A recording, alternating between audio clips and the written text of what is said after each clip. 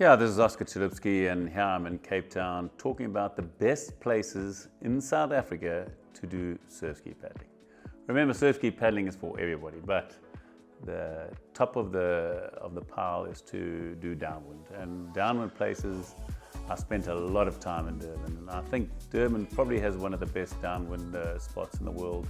You start at Vetchi's Pier, at the harbour there, and you just go as long as you want. I mean, I've done some magnificent paddles there in a howling southwester, which is can blow up to 40, 50 knots, and huge waves because it blows there and gets the huge swell.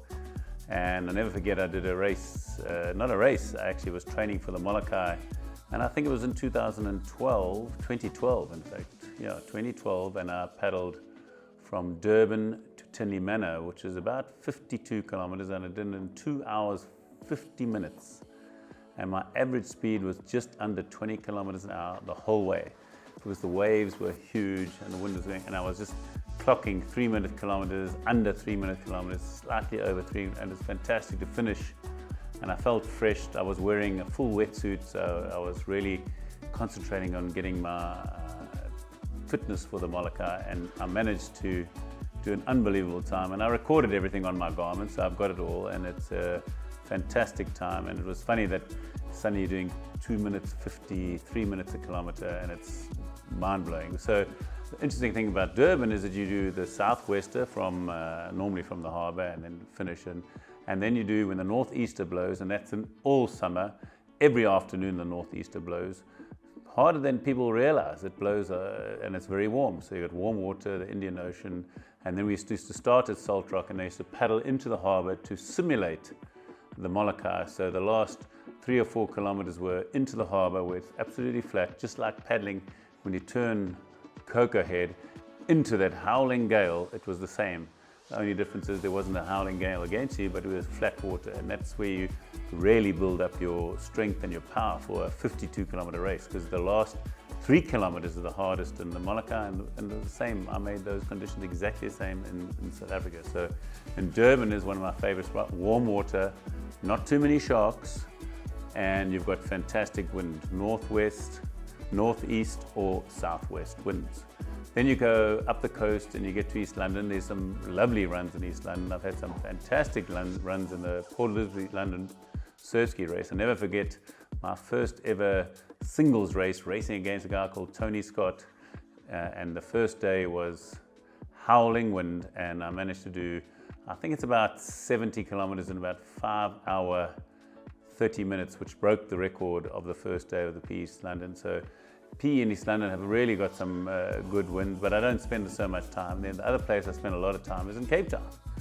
And in Cape Town, you've always got the famous Miller's Run, which can really blow. I mean, I've done some Miller's Runs where it's blown 40, 50 knots, 45 knots at least.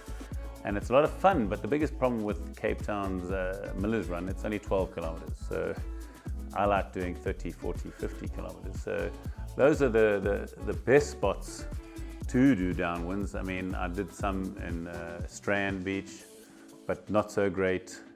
And I've done some, funny enough, from Knysna Heads to Sedgefields, also a fantastic run if you've got a north-east blowing. So along the whole coast, how I determine what the best runs are is how easy it is to drive there, dropping off, because remember you're paddling downwind, so you need somebody to drive for you. And that's what you've got to look for. So I know in Portugal, where I live now, I've got such easy runs. It's similar to Durban, where you drop off on Durban Harbour and you've got a highway all the way 200 or 300 kilometers you can do. So where in Cape Town, the logistics are a lot harder. You know, to do 12-kilometer runs are right, but as soon as you want to do 20 and 30 and 40 kilometers, it becomes a nightmare. But you have serious wind here. In Cape Town, the wind blows a lot.